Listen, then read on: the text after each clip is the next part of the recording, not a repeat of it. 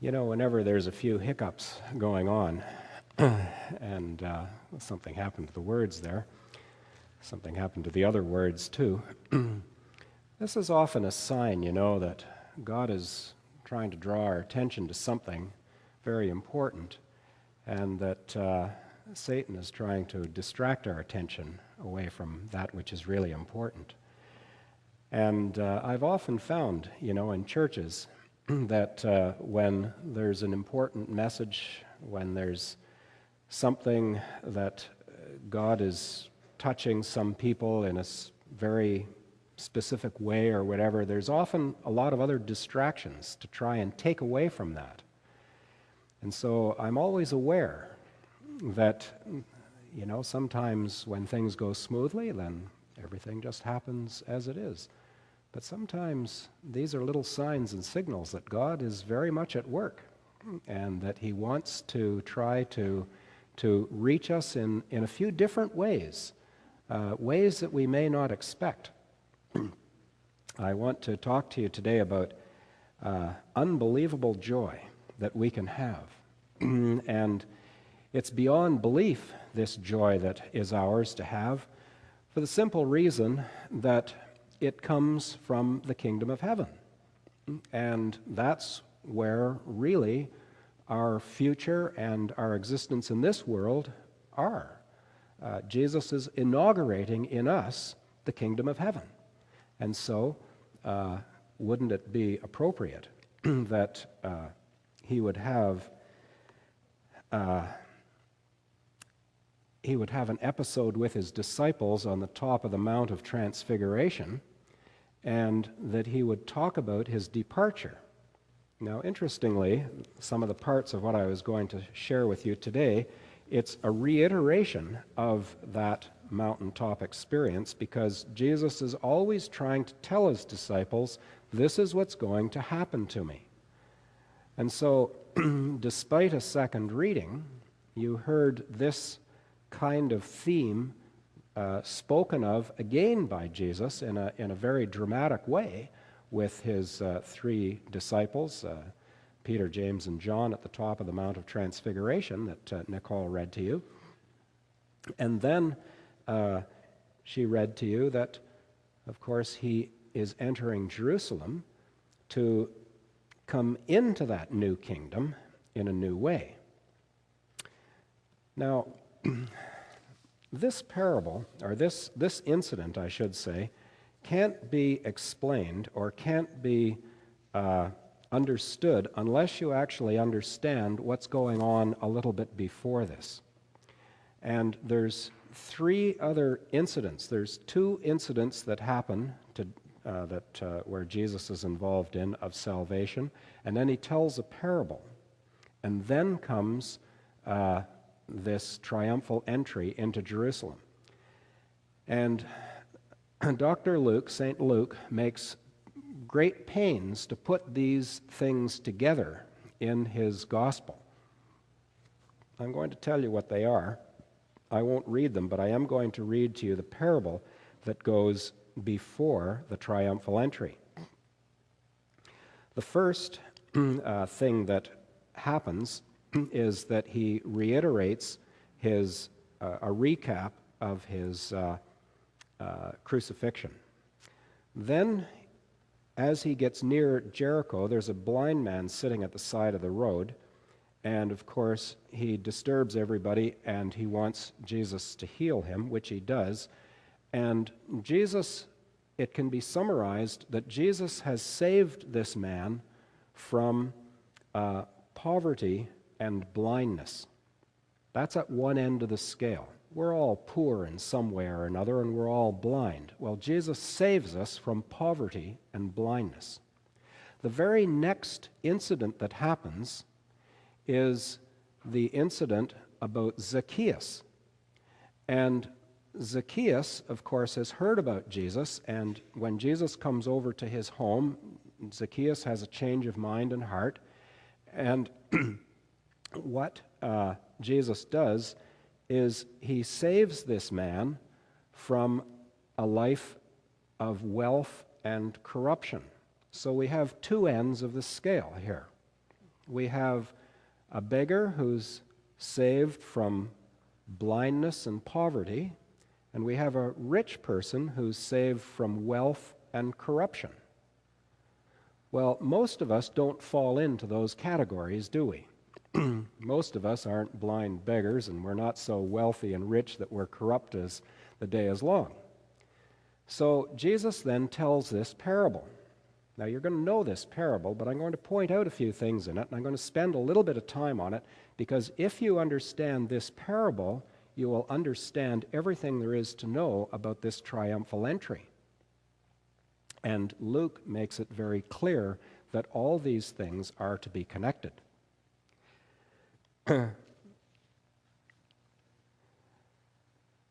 So after Jesus deals with Zacchaeus, he tells them this. As they heard these things, he proceeded to tell a parable because he was near Jerusalem, and because they supposed that the kingdom of God was to appear immediately. In other words, they thought there was going to be a military overthrow in an immediate sense. But Jesus is saying, just like that second video that I showed you, no, not quite this way. He tells them this parable. He said, a nobleman went into a far country to receive for himself a kingdom and then return. Calling 10 of his servants, he gave them 10 minas, which wasn't very much money, by the way, and he said to them, engage in business until I come. But his citizens hated him and sent a delegation after him, saying, we do not want this man to reign over us. When he returned, having received the kingdom, he ordered these servants to whom he had given the money to be called to him, that he might know what they had gained by doing business. The first came before him, saying, Lord, your mina has made 10 minas more. And he said to him, well done, good servant. Because you have been faithful in a very little, you shall have authority over 10 cities. And the second came, saying, Lord, your mina has made 5 minas more. And he said to him, and you are to be over 5 cities. Then another came, saying, Lord, here is your mina, which I kept laid away in a handkerchief, for I was afraid of you, because you are a severe man. You take what you did not deposit and reap what you did not sow. He said to him, I will condemn you with your own words, you wicked servant. You knew that I was a severe man, taking what I did not deposit and reaping what I did not sow. You knew that? Why then did you not put my money in the bank, and at my coming I might have collected it with interest? And he said to those who stood by, take the mina from him and give it to the one who has 10 minas. And they said to him, Lord, he's already got 10. I tell you that everyone who has, more will be given, but from the one who has not, even what he has will be taken away. But as for these enemies of mine, who did not want me to reign over them, bring them here and slaughter them before me. Now, that's a parable that Jesus tells in order to help us understand what Luke is trying to say about this triumphal entry into Jerusalem. Kings were brought into Jerusalem, and you had your coronation at Jerusalem. So when a king is coming into Jerusalem, he's coming in for some kind of coronation. And yet we know that Jesus is coming into Jerusalem for a trial and crucifixion. And then after he's outside the city walls, he's going to be resurrected. Well, this does not sit well with those like Judas Iscariot, who I spoke about a couple of weeks ago. This does not sit well with people who are thinking of a blood-curdling military overthrow of the Roman Empire. Well, Jesus is trying to say, my kingdom doesn't work like that. My kingdom is a little bit different than that. When people come into my kingdom, he's saying, it depends upon belief in me, says Jesus. When you believe in me, then a lot of other things start to happen. There's a whole kind of way of life that starts to evolve out of you, and you soon discover that you're connected with God and with other people in a profoundly different way. And there's a fellowship. Now here in this assembly, you recognize that because you're God's people. You're able to understand what this assembly of the righteous is. You're able to see and know and feel what it is, what this love and what this care and what this fellowship is like in this place here. Lots of people say this outside this place. They come in here and it's like a wall of love that hits them.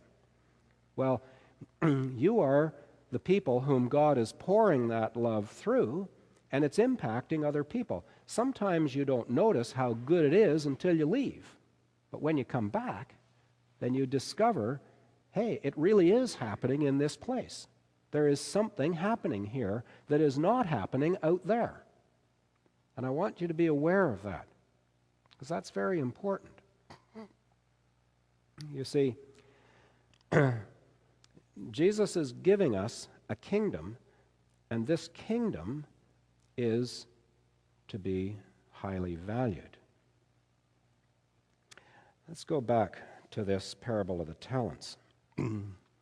This nobleman went away, and when he went away, he had a destination in mind, and he went away to receive a kingdom. But in his household, in his church, in this place, he gave people some giftedness. And he said, on my return, I want to see what you've done with the giftedness that I've given to you. And of course, the one with the 10 and the 5 had produced something, and he says to them, well done, good and faithful servant. Your efforts have been rewarded in receiving a much greater gift than what you thought you were ever going to get through passing this kind of test or proving yourself. But there was one man came, and he said, well, here's what is your own. Here's just what you gave me. I knew you were hard, so I didn't do anything. Well, that man still got to participate in the fellowship, but he didn't have his rightful position in it. He didn't have what he could have had. It was taken away from him. It was taken away because he didn't do anything with what he had. He thought to himself, if I only have a little, and is it not better to do nothing than to just do a little bit? Well, the master was not pleased with that. He was looking for a little bit, even just the amount of interest in the bank, which today is only 2%. So he was looking for something from this servant where he was going to be able to produce something for the household. But this third servant wanted to piggyback on to the goodness that the other servants had done. Well, he lost his rightful place. He didn't get kicked out of the household, but he didn't get to share the responsibilities that the master really wanted to give him. Are you getting the drift about what Jesus is wanting us to do? Now, he says, as far as those other people who didn't want me to be king, they've committed treason. And the penalty for treason is a terrible end. So he is not very pleased with those who commit treason. But even those who are having difficulty in the house of the Lord are still accepted in the house of the Lord. He'll sort it out for us in some way or another. Now let's take a look at the triumphal entry. Jesus starts to come into Jerusalem, and he tells his disciples that there's some foreknowledge here that they're to go out and get this colt that nobody's ever ridden on. So their duty, our action, this is in the bulletin here if you want to follow along, our action is to do our duty as he says, because it is as he says. So the parable of the talents is actually a predictive parable on what it's going to be like when Jesus is now inaugurating the new kingdom by going into Jerusalem. He sits on a donkey that has never been ridden before because it's something new that is happening. Kings would always come into Jerusalem on a donkey. Solomon rode David's donkey into Jerusalem, but it had been ridden before, but not this one.